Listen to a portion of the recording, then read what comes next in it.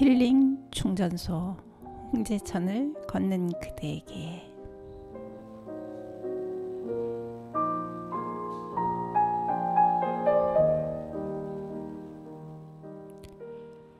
홍제천을 걷는 그대에게 류미정입니다. 지금 어디쯤 걷고 계신가요? 네, 오늘은 한국 근현대 명화 구간 홍남교에서 사천교까지 걸려 있다고 그랬죠. 그 작품 중에 오늘은 이인성이라는 작가의 작품을 소개해 드리겠습니다. 이인성은 아시는 분은 모두 잘 아시겠지만 대구 출신이죠. 그래서 대구에서는 워낙 천재 화가로 대구뿐만 아니라 우리나라에서 천재 화가로 알려져 있지만, 대구에서는 그림 좀 그리면은 너 나중에 커서 이인성 될래? 이렇게 말이 나올 정도로 아주 유명한 천재 화가였습니다. 그 수많은 작품 중에 홍제천에 걸려있는 해당화라는 작품에 대한 이야기를 해볼까 합니다. 해당화라는 작품은 여러분이 전부 다 알고 있는 그 1944년 끝내 조국의 독립을 보지 못하고 눈을 감은 만해의 한 영혼을 기리기 위해서 이인성이 만해의 시 해당화에서 모티브를 따와 그린 작품이라고 합니다. 그럼 해당화의 시를 한번 보겠습니다. 당신은 해당화 피기 전에 오신다고 하였습니다. 봄은 벌써 늦었습니다. 봄이 오기 전에는 어서 오기를 바랐더니 봄이 오고 보니 너무 일찍 왔나 두려워합니다. 철 모르는 아이들은 뒷동산에 해당화가 피었다고 다투어 말하기도 듣고도 못 들은 채 하였더니 야속한 봄바람은 나는 꽃을 불어서 경대 위에 놓습니다 그려. 시름 없이 꽃을 주어서 입술에 대고 너는 언제 피었니? 하고 물었습니다. 꽃은 말도 없이 나의 눈물에 비쳐서 둘도 되고 셋도 됩니다.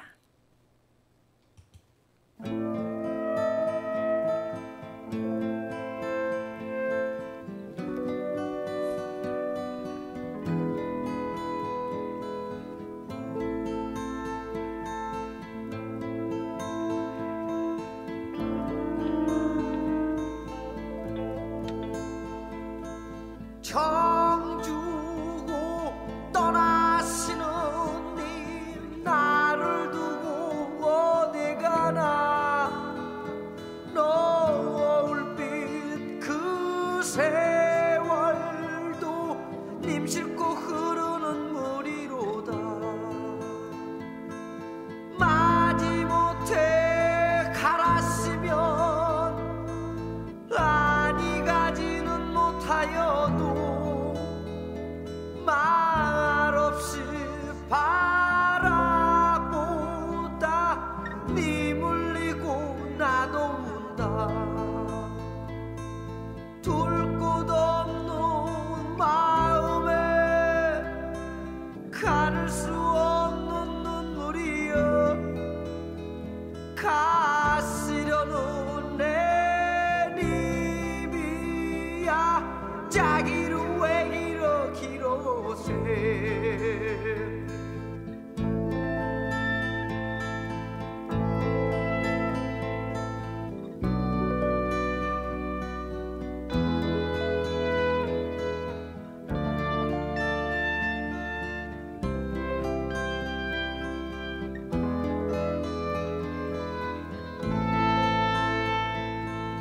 님을 향해 피던 꽃도 못내 서러워 떨어지며 지는 소산에 바라보며 님 부르다 내가 운다.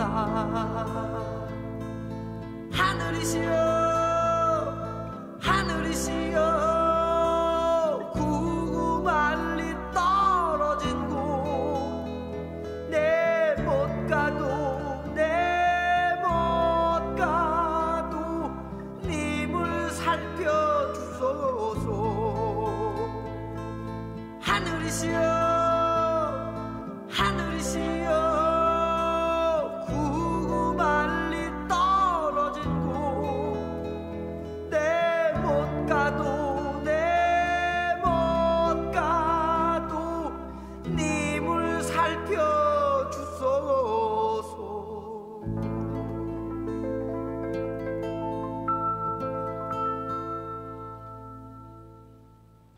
김수철의 별일을 들어봤습니다.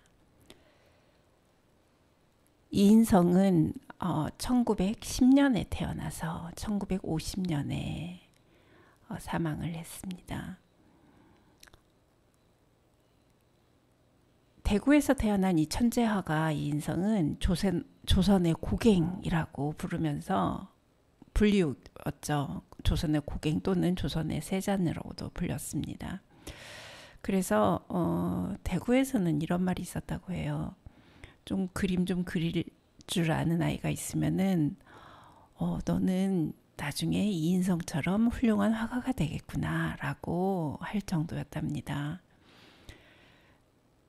이 해당하는 학명이 어떻게 되냐면 로사 루고사예요. 로사는 붉은색이라는 의미고 뭐 다 알겠지만 이 장미과에 속하는 거죠. 들장미라고 우리가 표현을 하죠.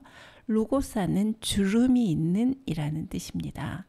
그래서 해당하는 입에 이렇게 주름이 있고 줄기에 가시 그리고 거의 그 온몸에 이렇게 털이 막 나 있어서 화려하고 정열적인 꽃의 아름다움을 나타내죠.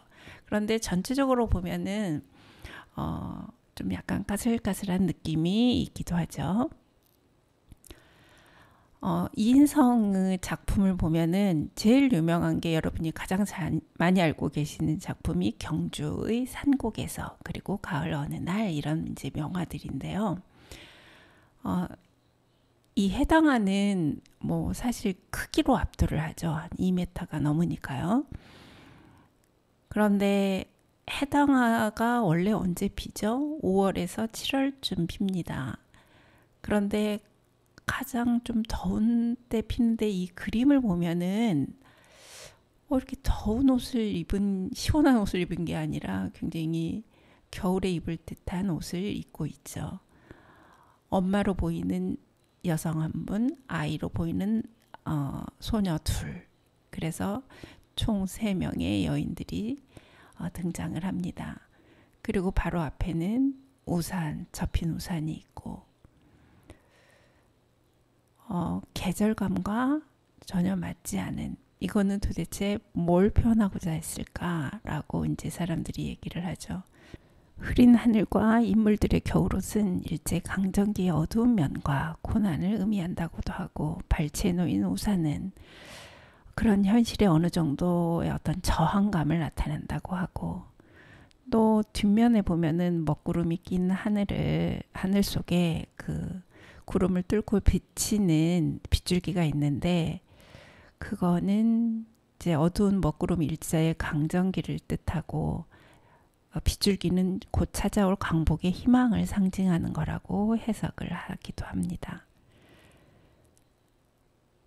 결국 이 작품이 1944년 작품이니까 1945년에 결국 일제는 패망하고 우리가 광복을 맞게 되잖아요. 광복의 희망이 드디어 이제 이루어진 거죠.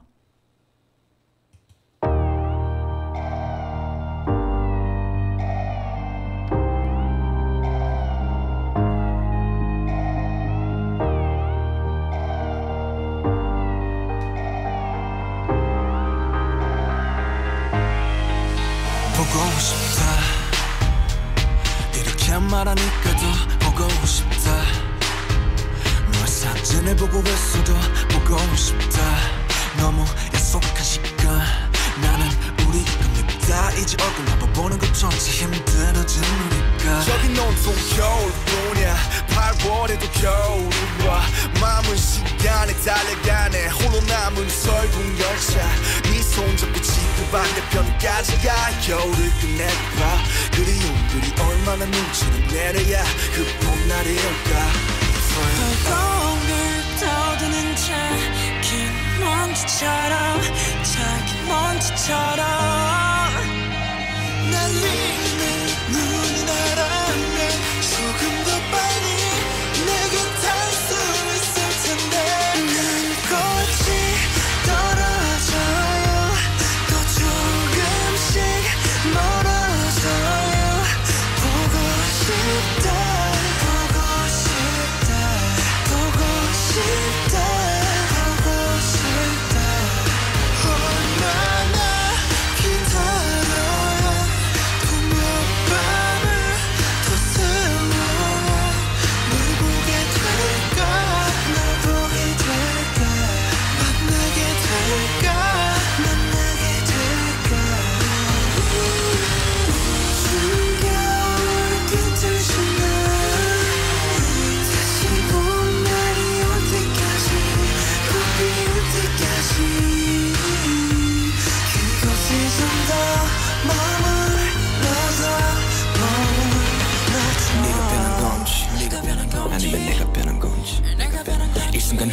시간조차 미워 우리가 변한 거지 뭐 모두가 그런 거지 뭐 그래 늙다 네가 넌 떠났지만 단 하루도 널 잊은 적이 없었지 나 솔직히 보고 싶은데 이만 너를 지울게 그게 널 원망하기보단 덜 아프니 이날 풀어내본다 연기처럼 하얀 연기처럼 말로는 지운다 해도 사실 난 아직 날 보내지 못하는데 눈꽃이 떨어져요 또 조금씩 멀어져요 보고 싶다 보고 싶다 보고 싶다 보고 싶다 얼마나 기다려라 또 몇 밤을 더 세워라 널 보게 될까 널 보게 될까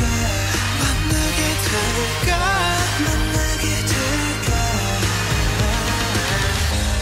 You know it all You're my best friend 아침은 다시 올 거야 어떤 어둠도 어떤 계절도 영원할 순 없을 건데 비나 봐요 이 겨울도 끝이 나요 보고 싶다 보고 싶다 보고 싶다 보고 싶다 조금만 기다리면 며칠 밤만 더 세우면 만나러 갈게 만나러 갈게 데리러 갈게 데리러 갈게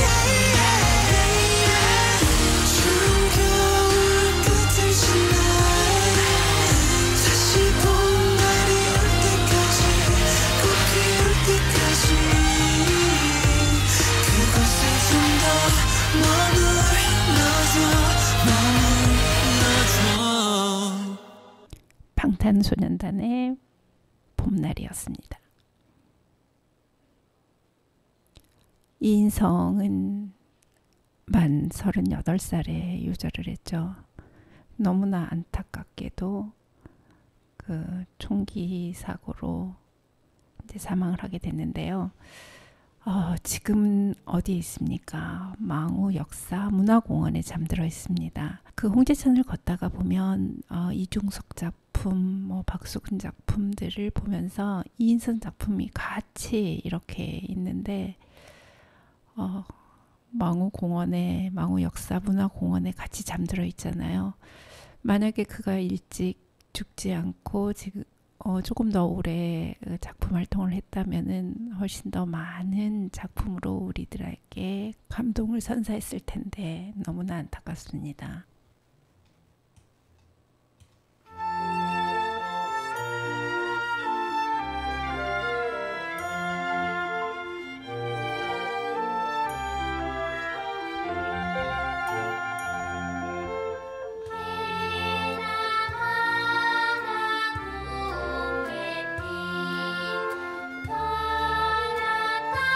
바닷가에서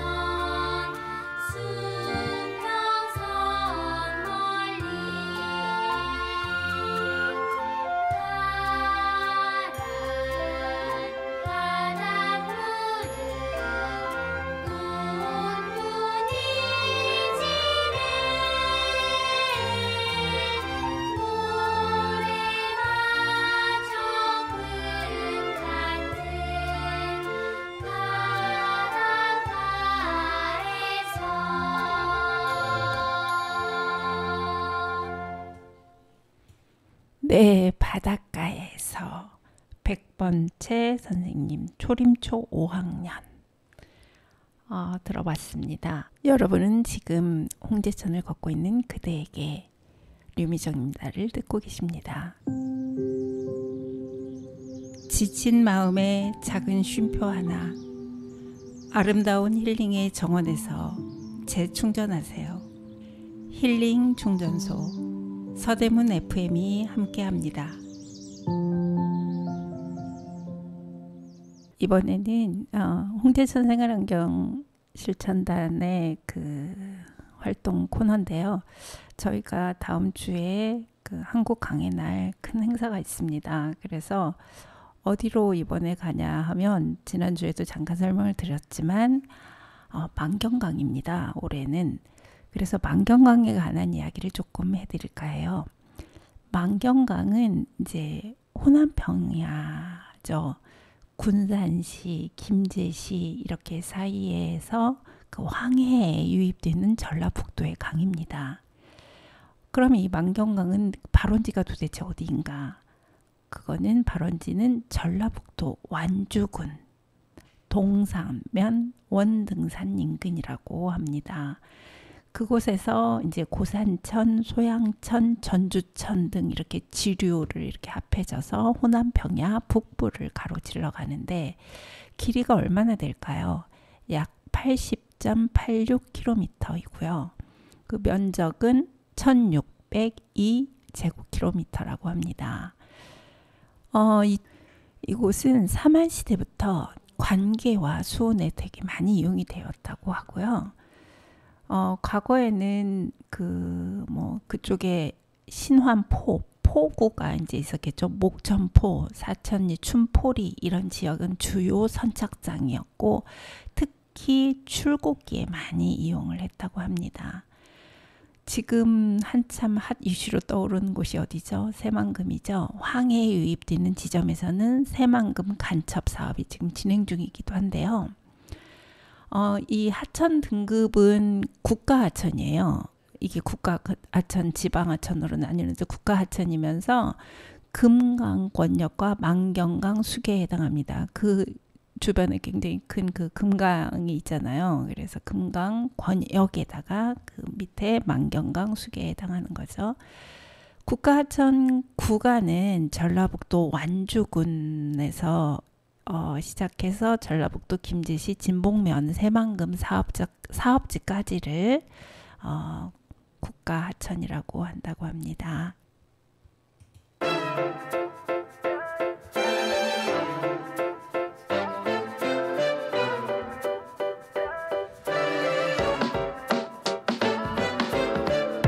또 말하지 않아 또 할 것 같아 숨기려 해도 또 보이잖아 지친 마음을 품고도 또 모르는 척만 더 작아지는 우리 모습을 봐 아무도 신경 쓰지를 않아 그냥 떠날래 다 뒤로 한 채로 멈춰버린 세상에 우리 서로를 찾아 떠나 어디라도 상관없어 너와 함께라면 내 맘은 아직도 같아 우리 걸어온 길을 따라 어디라도 상관없어 너와 함께라면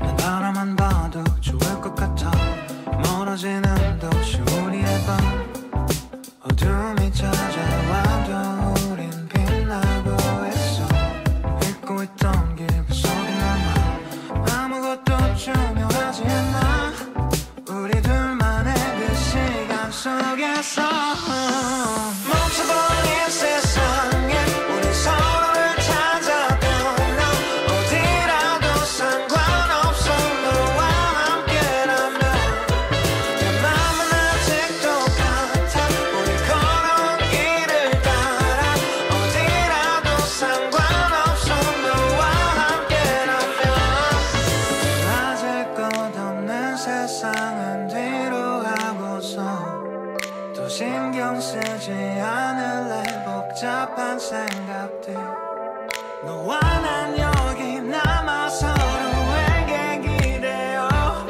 시간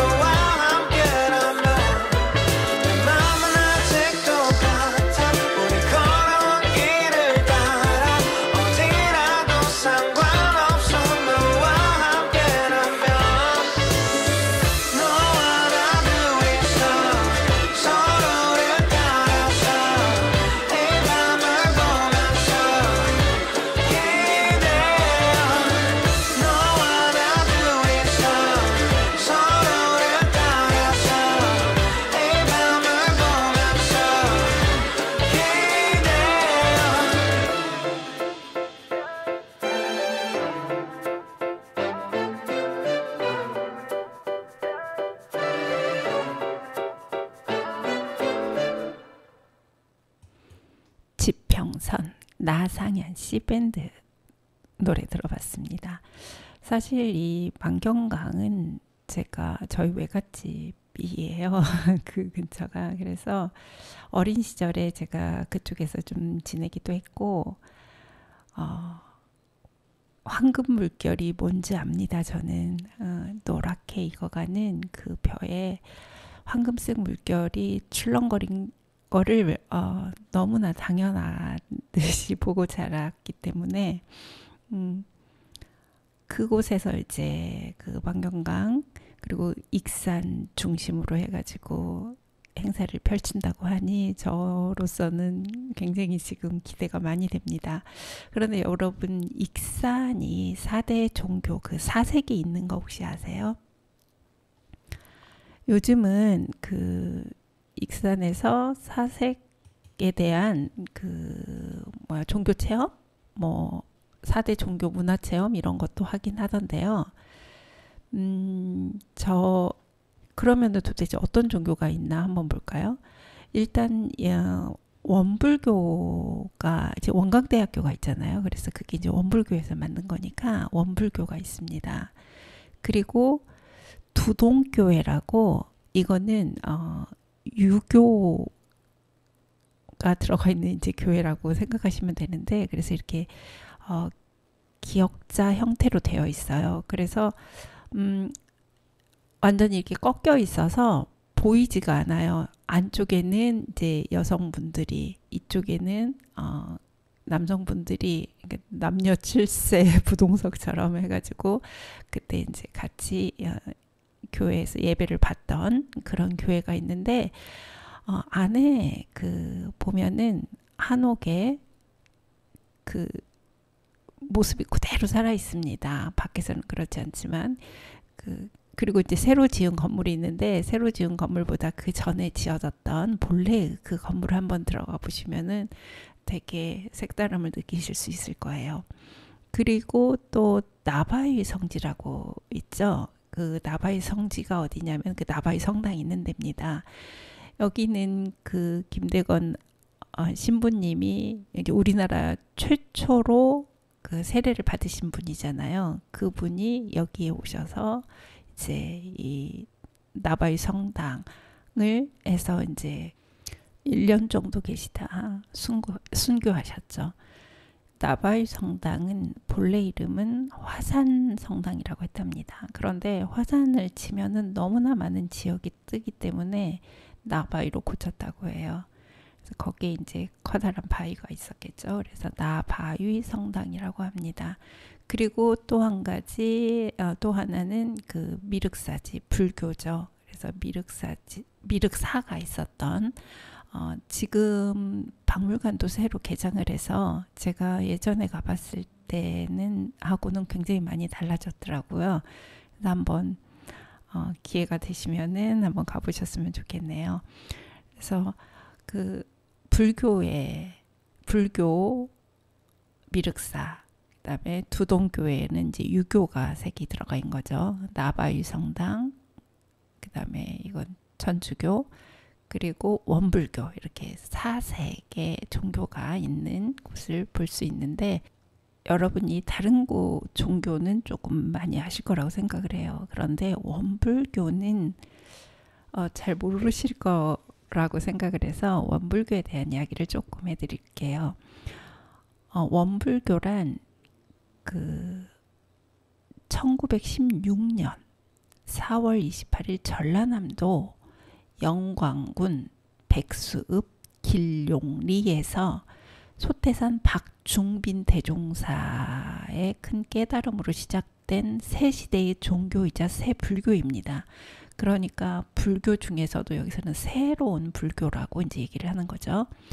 소태산이라는 이 대종사는 물질이 개벽되니 정신을 개벽하자라는 표어를 내세우고, 시대의 암울함을 뛰어넘어 도덕과 과학의 조화로움을 통해서 상생의 삶을 살아가자라고 가르침을 펼쳤다고 합니다.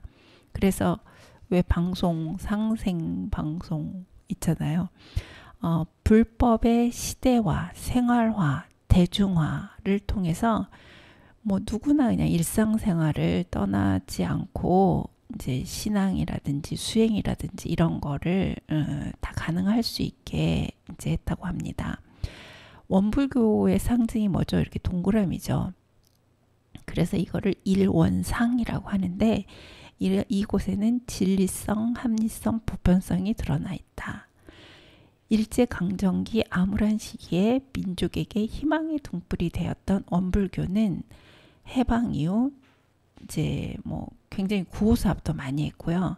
한국 전쟁 당시에 그 국내 최초 고아원이 지금 이제 한국 보육원으로 운영되고 있고, 원광대학교도 설립했고, 원음방송도 또 군종 장교 승인 등을 통해서 세계적으로 정신적 귀처로 자리를 잡고 한국 4대 종교로서 위상을 확립했다고 합니다.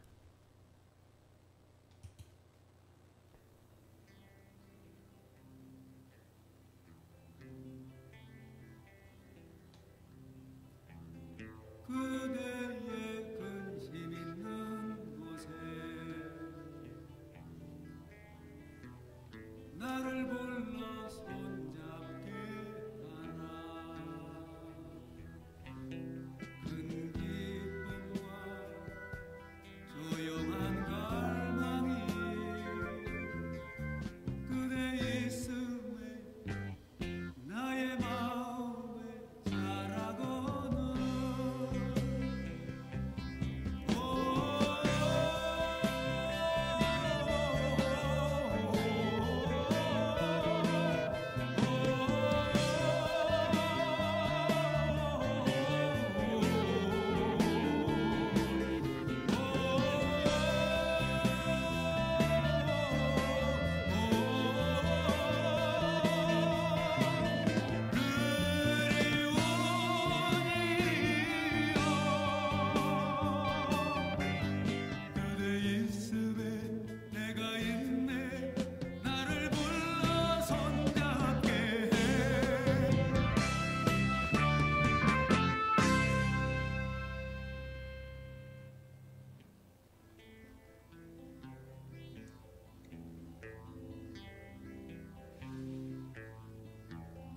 그대의 사랑 문을 열 때 내가 있어 그 빛에 살게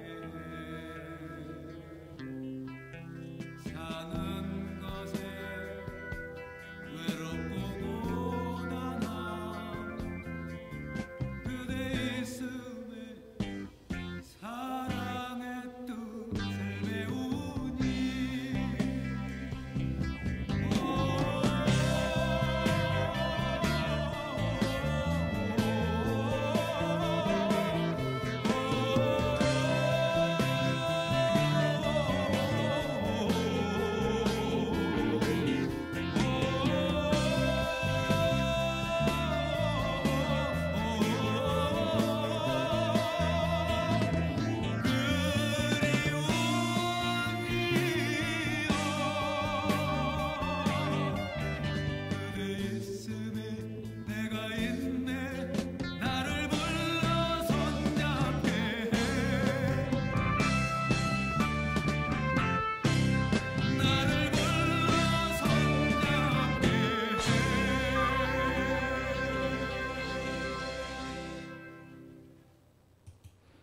송창식의 그대 있음에 들었습니다. 자, 이번에 그 강의날 행사에서 특별히 뭘 상영을 하냐면요. 여러분 환경 그 다큐멘터리 영화 아시죠? 수라를 이제 상영을 한다고 합니다. 이 수라는 어떤 내용이냐면 2006년 그 갯벌에 대한 다큐멘터리를 준비하고 있었던 감독이 있었습니다. 그 감독 이름이 황윤 감독입니다. 새만금 간척 사업이 이제 시작이 되니까 그 다큐멘터리를 중단할 수밖에 없었잖아요. 그리고 이제 10년이 지난 다음에 그녀는 새만금의 도시 군산으로 이사를 오고 20년 동안 활동을 해온 시민 생태 조사단을 알게 됩니다. 그래서 방조제가 들어선 뒤에 이제 전부 다 갯벌이 죽었을 거라고 생각을 했죠. 왜냐면 저도 아주 어렸을 때 그 갯벌에서 놀았거든요. 그런데 그거를 이제 다 막아버리니까 당연히 갯벌이 죽었을 거라고 저도 생각을 하고 있었습니다. 그런데 그곳에 여전히 수많은 생명이 이제 나고 자라고 있었다는 거죠. 그래서 비단의 놓은 자수라는 이름처럼 형형색색의 생명체와 시시각각으로 변하는 갯벌의 풍경을 담아낸 영상, 그리고 담백한 나레이션이 아주 압권이라고 합니다. 그리고 사라져가는 것들에 대한 안타까움과 절박함을 이제 있게 하는 그 이미지가 있어서 이 영화를 꼭 이 영화를 볼 이유가 충분하다고 하는데, 많은 사람들이 이 영화를 추천을 했습니다. 그런데 제가 보러 가기로 했다가 계속 다리를 다치고 이제 그러느라고 깁스하느라고 못 봤는데, 이번에 가서 보게 돼서 너무 좋고요. 그리고 저한테는 어린 시절 뛰놀던 그 진흙을 잔뜩 묻히면서 놀았던 그 갯벌의 향수가 있습니다. 그래서 그 좀 약간 새만금하면 저는 다른 사람들하고는 조금 다르게 기분이 좀 울컥하는데요. 이렇게 살아있는 이것만으라도 조금 보전을 하고 잘 지켜보자 라고 하는 게 이제 여기 취지인 것 같습니다.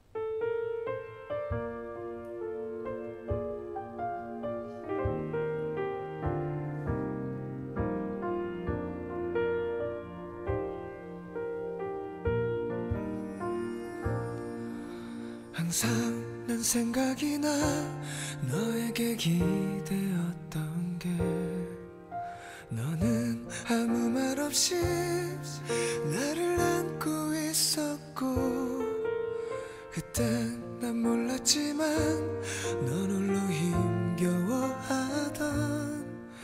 그 모습이 자꾸 생각이 나. 아주 오랜 후에야 내가 알 수 있었던 것, 나를 안고 있지만 너도 힘겨워했지.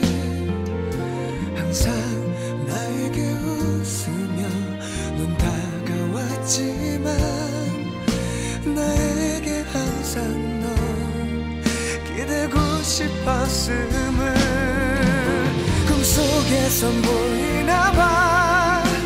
꿈이니까 만나나봐. 그리워서 너무 그리워. 꿈속에만 있는가봐.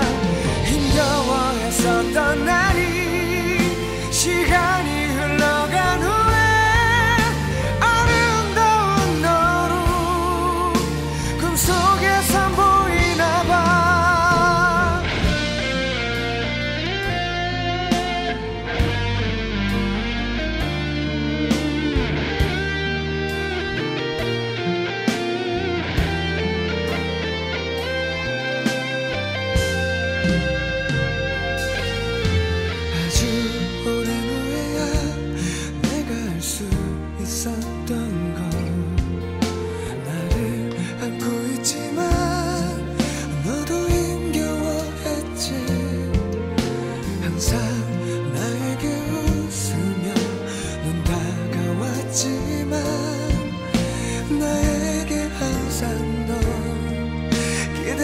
싶었단 걸 몰랐기에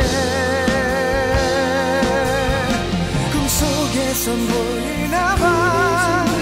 꿈이니까 만나나봐. 그리워서 너무 그리워. 꿈속에만 있는가봐. 힘겨워했었던 날이 시간이 흘러간 후에 아름다운 너로 꿈속에서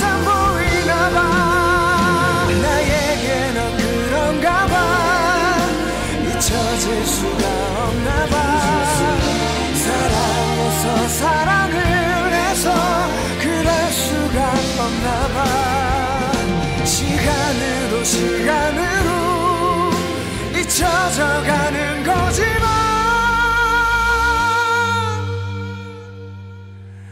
아름다운 너로 꿈속에선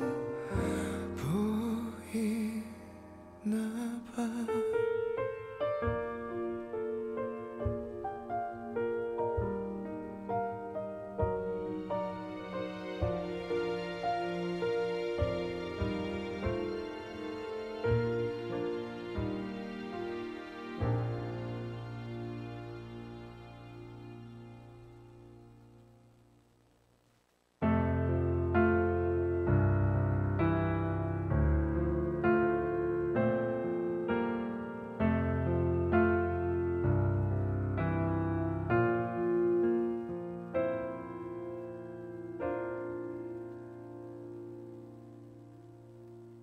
부르며 발자국 물러나 내가 없이 혼자 걷는 널 바라본다. 옆자리 여전한 너의 풍경 흑백거리 가운데 넌 뒤돌아본다. 그때 알게 되었어. 난 널 떠날 수 없는 걸. 우리 사이에 그 어떤 힘든 일도 이별보단 버틸 수 있는 것들이었죠.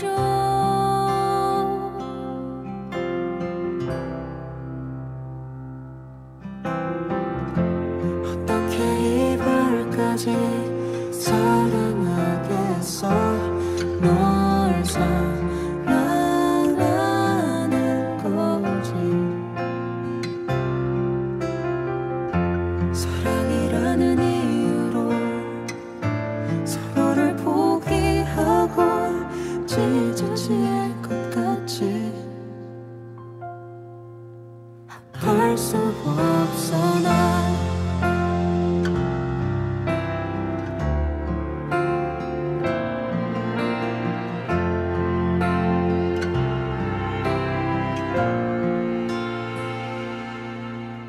두세 번 더 길을 돌아갈까. 정막 짙은 도로 위에 걸음을 보갠다. 아무 말 없는 듯 화 나누며 주마등이 길을 비춘 먼 곳을 본다. 그때 알게 되었어. 난 더 갈 수 없단 걸.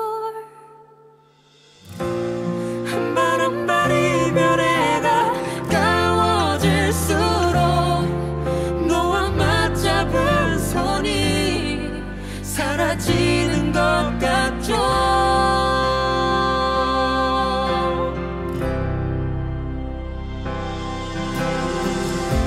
어떻게 이별까지 사랑하겠어. 널 사랑하는 거지. 사랑이라는 이유로 서로를 포기하고 찢어질 것 같이. 아파할 수 없어 난.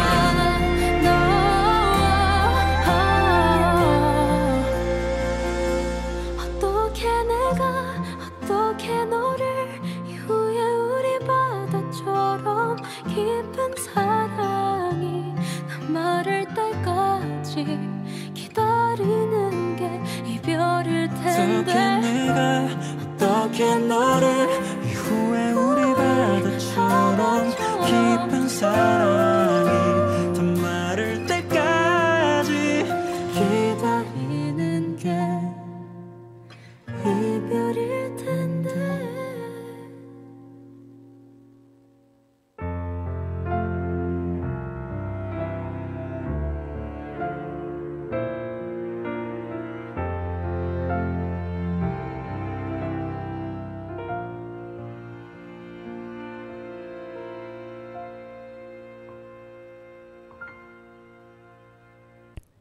어떻게 이별까지 사랑하겠어. 널 사랑하는 거지. 앙뮤의 노래였고요. 그 전에 들은 곡은 생각이나 부활의 노래였습니다.